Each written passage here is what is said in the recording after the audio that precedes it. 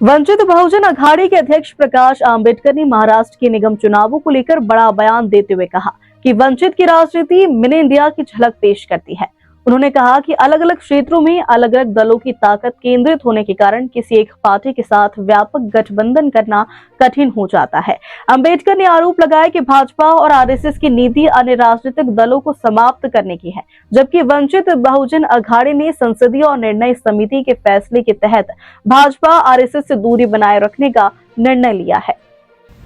अंबेडकर ने आरोप लगाया कि भाजपा और आरएसएस की नीति अन्य राजनीतिक दलों को समाप्त करने की है, जबकि वंचित बहुजन अघाड़ी ने संसदीय और निर्णय समिति के फैसले के तहत भाजपा आरएसएस से दूरी बनाए रखने का निर्णय लिया। उन्होंने स्पष्ट किया कि मुंबई में कांग्रेस, चंद्रपुर में शिवसेना और अन्य जगहों पर परिस्थितियों के अनुसार सेक्युलर दलों के साथ गठबंधन किया जा रहा है।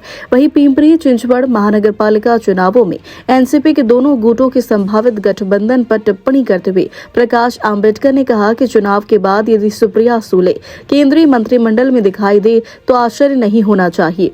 उन्होंने इसे पहला कदम बताते हुए कहा कि धर्मनिरपेक्ष दलों को उस स्थिति में सतर्क रहने की आवश्यकता है।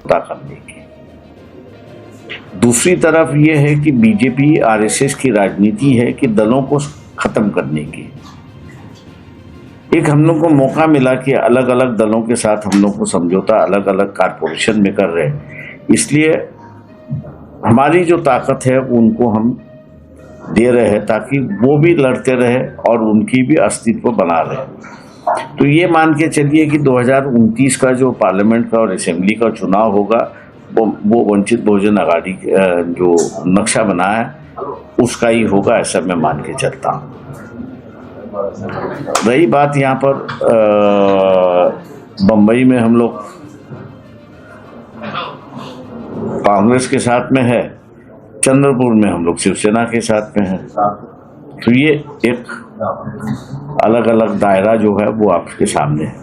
भाजपा के साथ नहीं जाना ये तय। हम लोग का जो पार्लियामेंट्री कमेटी जो है और डिसीजन मेकिंग कमेटी जो है उसका यही फैसला था कि हम लोग बीजेपी आरएसएस के साथ नहीं जाएंगे, लेकिन और किसी तमाम पार्टियों के साथ हम जाएंगे।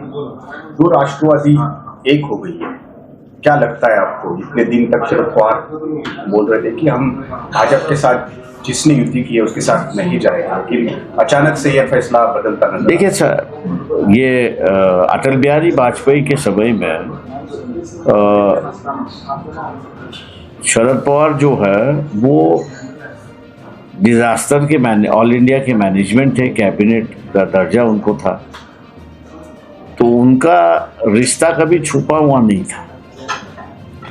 अब मैं कहूँगा कि दोनों राष्ट्रवादी एक साथ आने से अजित पवार ने शरद पवार को रास्ता बना के दिया है कि वो बीजेपी की ओर मोड़े,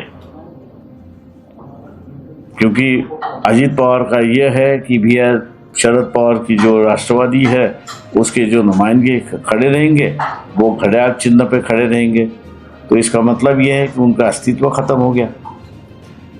आश्चर्य मत मानिए कि इलेक्शन के बाद सुप्रिया सुले अगर केंद्रीय मंत्रिमंडल में आपको दिखाई देती है तो इसलिए सेक्युलर पार्टियों ने सावधान होना चाहिए, ऐसा मैं कहूँगा। ये पहला कदम है ऐसा माना जाए? ये पहला कदम है ऐसा मैं मानता हूँ।